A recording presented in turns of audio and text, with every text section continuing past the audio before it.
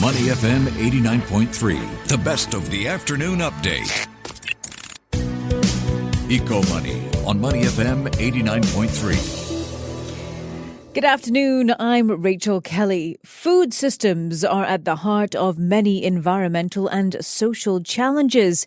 Taking a look at some of the numbers, for example, according to the World Health Organization, an estimated 600 million, that's almost 1 in 10 people in the world, fall ill after eating contaminated food every year. Now, 75% of new viruses this century have also originated in animals in our food chain. And let's now talk about waste and demand. 33% of food is wasted, but at the same time, nearly 1 in 3 people in the world did not have access to adequate food in 2020. A lot to cover there. And there's no denying that the future of food is a mega trend. But how can we invest to combine profits with purpose and make a difference when it comes to food supply? Well, we're joined on the line now by Gillian Diesen, who is a client portfolio manager, Thematic Equities at Pictet Asset Management. Gillian, thank you so much for joining us today. Thank you.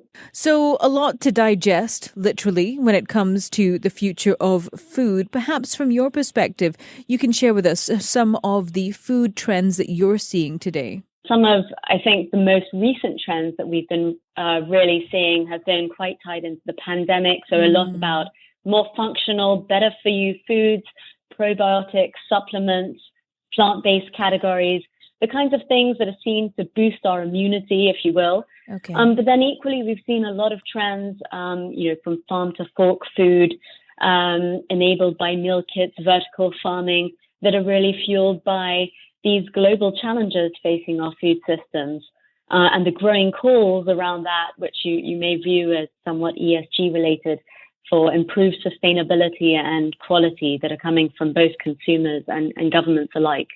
That's right, because they do go hand in hand. Just taking a look at some of the numbers here, if you're talking about ESG and supply chain, you've got to look at resources, right? Because if you talk about food production accounts for, I think it's 40% of land, 70% of water. So these two topics are very closely related, aren't they? Absolutely. I mean, it's called a food system for a reason. It really is quite holistic. And so many of the challenges that are facing this today really are both environmental and societal. They're huge, global, very complex challenges. And so they require a lot of varied solutions if we're going to tackle them. So from a client portfolio manager perspective, given that you look at thematic equities, what are some of the key investment trends that you're looking at when it comes to, food supply, food demand, and the link to ESG? Yeah, I mean, absolutely. I think the first thing to say is really to put this into a bit of context, which is the sense that we have a growing global population to provide for, which pretty much means we need to up our food production by an estimated 60% by 2050. But we need to do that within the context of climate change, which means fewer available natural resources, water and land, and of course agriculture itself, which is one of the most resource intensive industries out there. And on top of that, we have this global health crisis, which you alluded to in your introduction, this double burden of malnutrition with some 2 billion people hungry and another 2 billion essentially overweight or obese with excess consumption of empty calories. And that's really just the long-term picture. And then, as we well know, on a more immediate basis, you have additional challenges of heightened food security as supply chains have been upended due to COVID, the crisis in Ukraine, and as food inflation soars. So that's really the backdrop to then finding these new solutions, which, again, there's no single silver bullet. We need to find a real variety across this value chain, whether it's for more sustainable food and food production or better access to that we produce, and indeed improving the quality of that food at the end of the day for the consumer. And those really are activities that we can find across the food value chain. But those, I think, are the three key words, if you will. It's that sustainability, access, and quality in terms of opportunities. And so perhaps could you give us some examples of investment opportunities in these areas when you're talking about the food value chain? Absolutely. So if we look upstream, the sustainability play a little bit, if you will, you've got precision farming technologies, so things like See and Spray, really allowing us to direct our resources to the real areas of need, whereas in the past we've had to spray additional water or perhaps chemicals on entire fields. Now we can do that in a very precise way, solely on a few crops that need it. Vertical and indoor farming, of course, comes into that as well. So how do we produce more with less? If you look a bit more midstream at this value chain, you've got opportunities in food safety, so testing, diagnostic, really the things that are going to enable us at the end, our end consumer, to ensure that the food that arrives on our plates is in fact safe to eat, not contaminated. In this midstream, we also have food waste solutions. As you mentioned, about a third of all food produced today is wasted along this value chain. And so there's so much we can do to actually prevent, but also gather and repurpose this waste into inputs for biofuels or indeed other food ingredients. And of course, you've got the downstream end of this value chain as well. So the food itself, reformulating the products we love to have less salt, less sugar, less fat, and still be appetizing. And then, of course, all these new generation food products, whether that's plant-based categories or fortified foods and probiotics, they're going to help really direct to our health. Gillian, there's just so much to, I'm going to say it again, digest there, because, you know, there's just so many different areas. You mentioned agri-tech, you've mentioned logistics, food, future food tech, future food trends. So how do you pinpoint which companies or areas to look at? Where do you see the most value? Because from an investor perspective, it can be a bit overwhelming looking at the sector and the future of food, plant-based food versus animal feed technology, sustainable packaging versus food waste sorting. There's just so much to look at.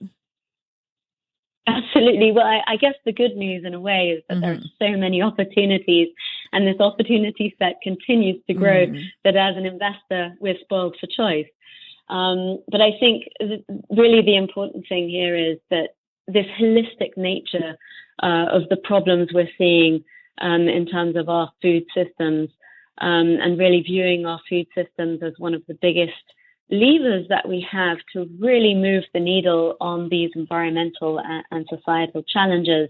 And as a result, there's no one way to address these things, and all these opportunities are really going to be helpful when it comes to addressing these problems. We have a 30 by 30 goal to produce 30% of the nation's nutritional needs locally by 2030. And we have seen investments to increase urban farming, for example. I think it's definitely among, those solutions that are out there, and definitely a very important initiative.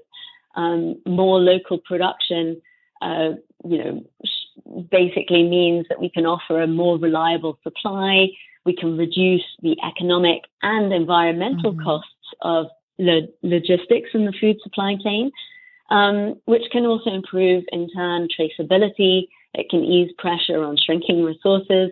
So these sorts of local solutions, whether that's through indoor or vertical farms, allowing us to grow fresh produce really on the doorsteps of major cities, especially in areas where conditions might be quite challenging for food production, is definitely something that's, I think, a great opportunity for investors and for us, wanting to find more sustainable options for a better food future as well. As you mentioned earlier on, Gillian, we are spoilt for choice when it comes to what's coming to market. So what are some of the things that investors can look out for? Gosh, it's so specific company to company. And as we've mentioned, these areas are so very different, each and of themselves, whether you're looking at those ag tech areas or the logistics side of things or the food product side of things. So it's very specific.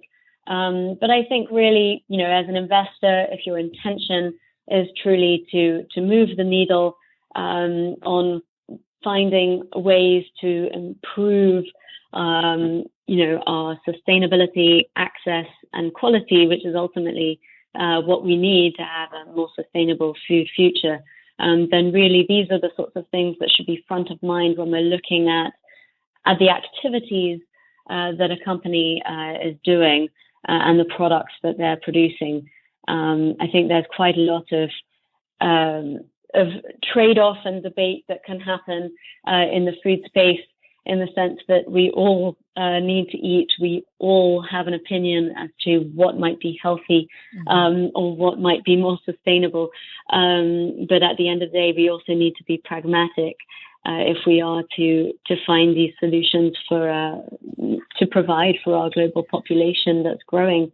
And so I think there it's really trying to look as best we can to science, to find the sorts of evidence that we need to show that this is not just a fad, that this truly is, on a relative basis, healthier or more sustainable in terms of a product or method of farming. And perhaps, I guess that would be the thing to do, would be to make sure that we do our research right.